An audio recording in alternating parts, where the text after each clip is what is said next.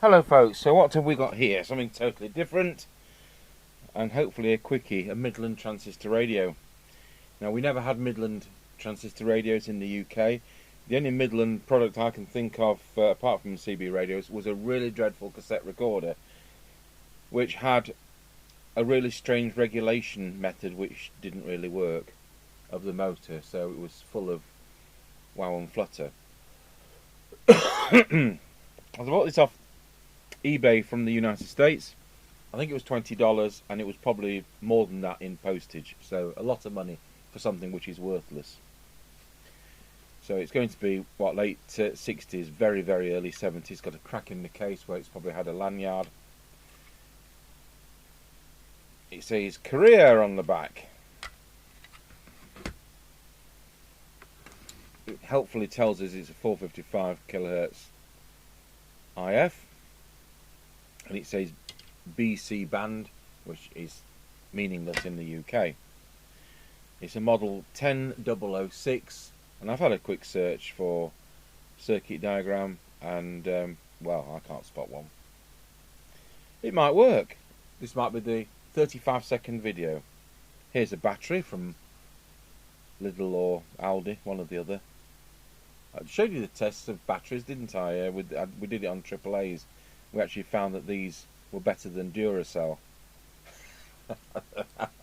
I did find that amusing. So let's see what happens when we turn it on. There's only going to be one station, if we're lucky.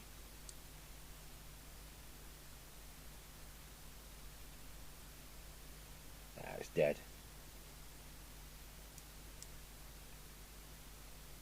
I don't think it's dead. It's not working. It's kind of dead. Now, things that can go wrong with things like this before we start delving into electrolytic capacitors is you can end up with the earphone socket being damaged or open circuit. I think we'll run it off the power supply. So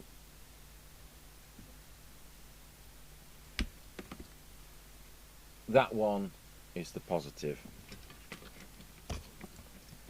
Then doing it this way, I can see if it's drawing any current. So that's the method in my madness. Clips will probably fall off there.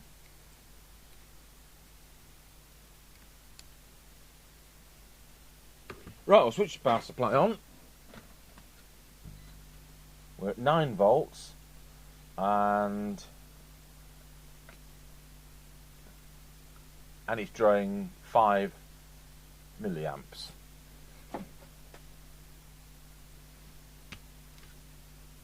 It's not drawing anything now.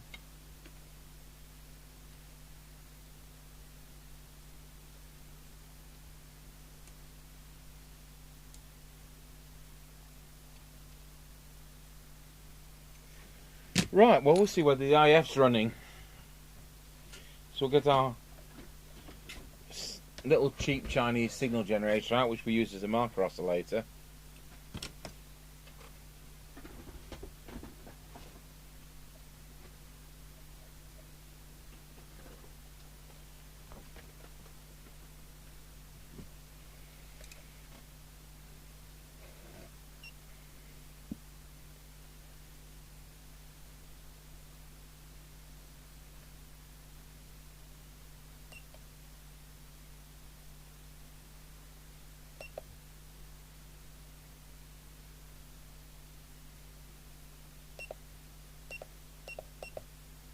There we are, 455. Don't want that one on.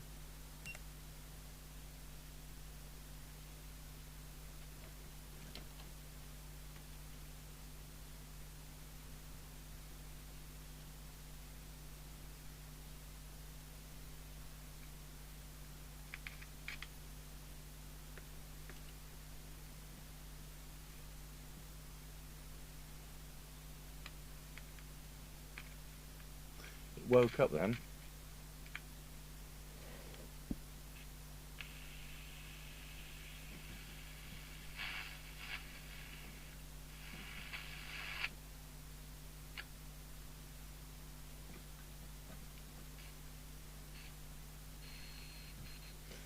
got a dry joint. As I'm putting the signal generator in the vicinity, I'm plonking components, and around this area it seems like we've got a dry joint. So we'll disconnect it from power and open it up.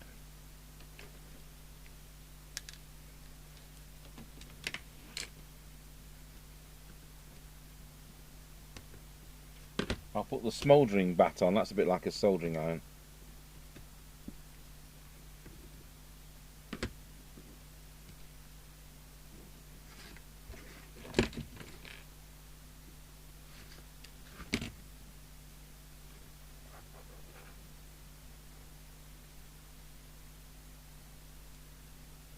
I'm glad we didn't have to take the foam rubber out.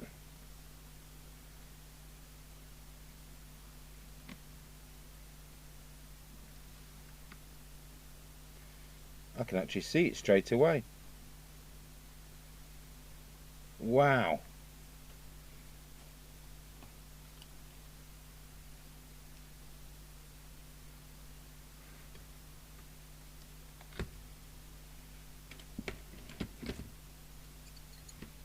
So if I waggle that capacitor, let's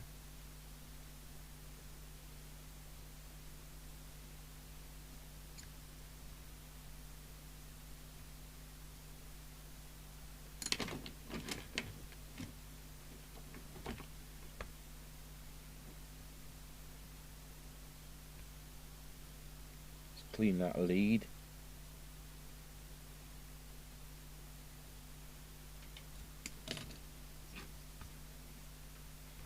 I wonder when this last worked.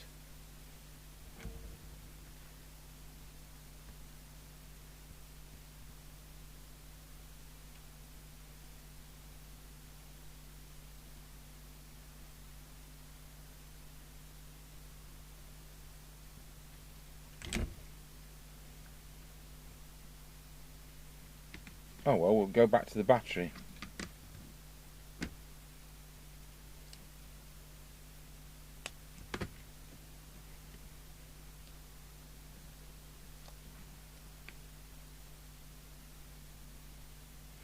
Is this battery flat?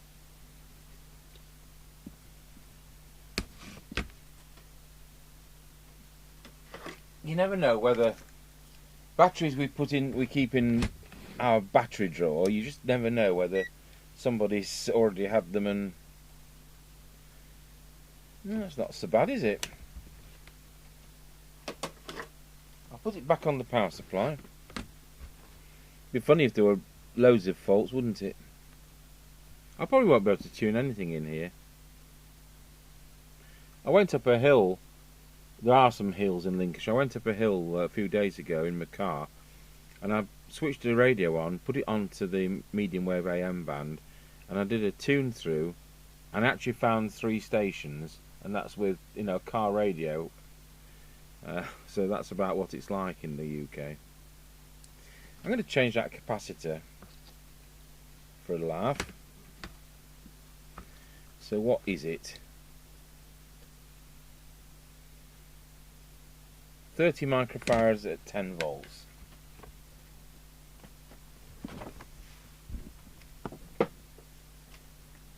$30 microfarads isn't a UK preferred value, so I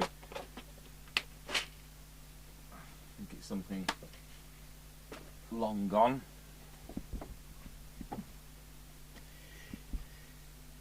So we'll check the old capacitor. So our 33 at 16, which is somewhat small. I've got the zoom in the wrong place.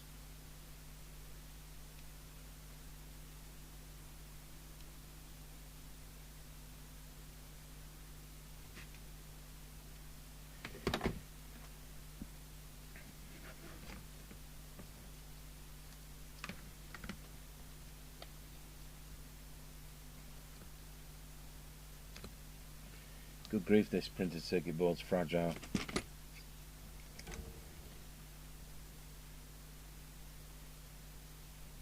And we'll also test this capacitor.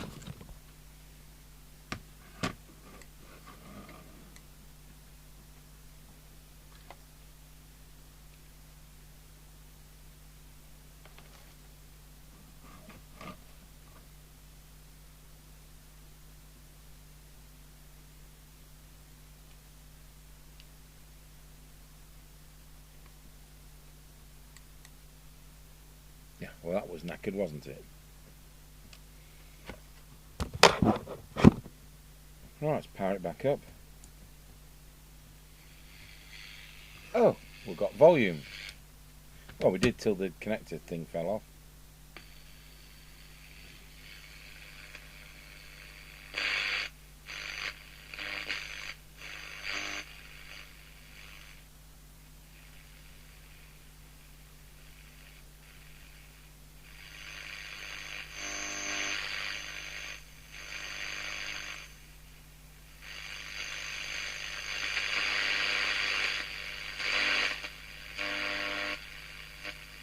I'll just take this fluorescent bench light off, it might help.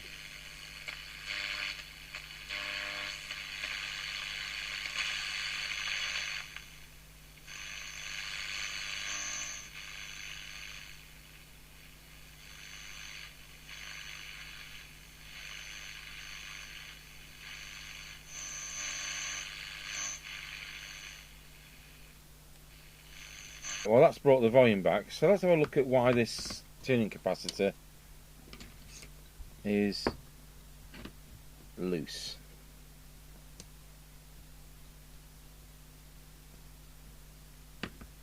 Oh, it's a screwed thing.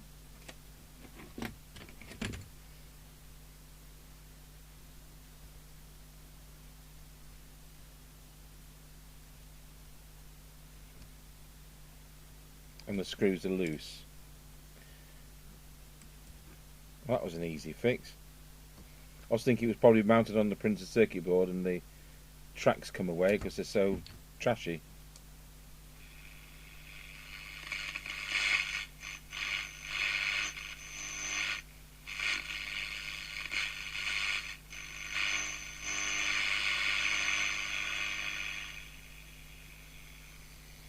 Let's bring that signal generator back.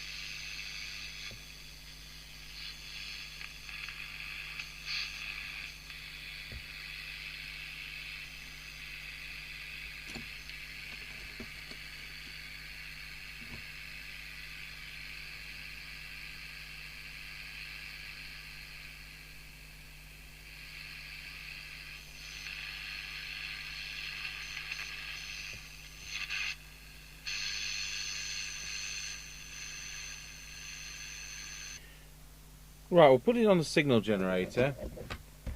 So what shall we set that to? 9,000 kilohertz.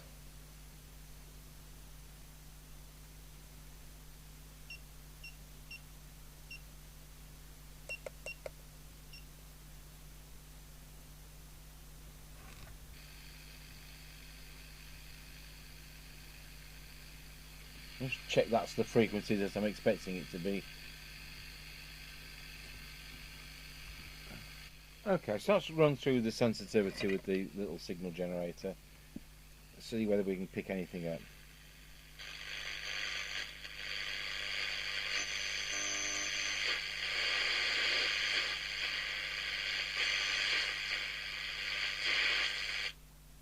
I think I'm going to have to go out. I'm going to have to screw this back in the box.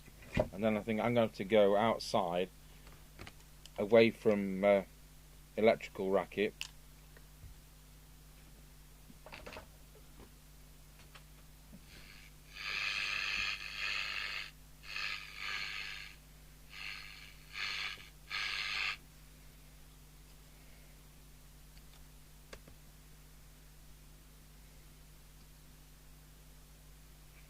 You know what I'm tempted to do? Change the other two capacitors. Just pause the video and do just that. there's so little here, and I don't think there's a transmitter for 9,500 miles.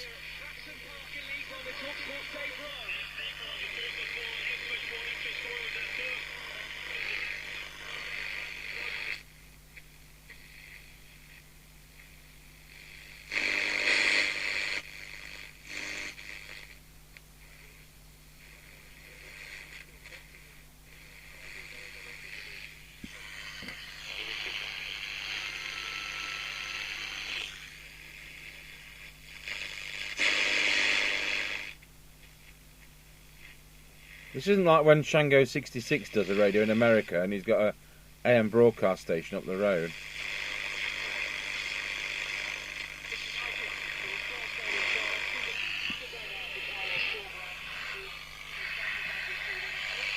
So there we are, we've got the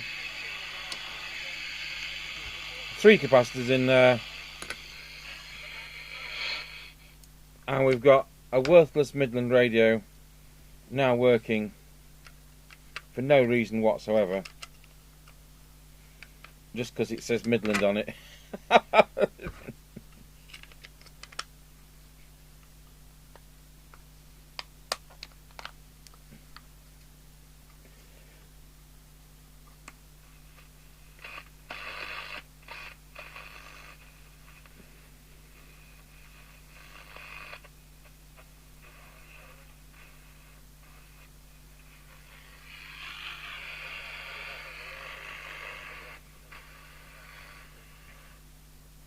If I turn the electricity off to the house, I'm sure it would actually receive something a bit better than that. But I say everything's over 100 miles away, so it's pretty useless on medium wave. So there you go, a bit of silliness. Midland transistor radio from the late 60s, very early 70s. I thought you'd enjoy looking at something as silly as that. Thanks for watching.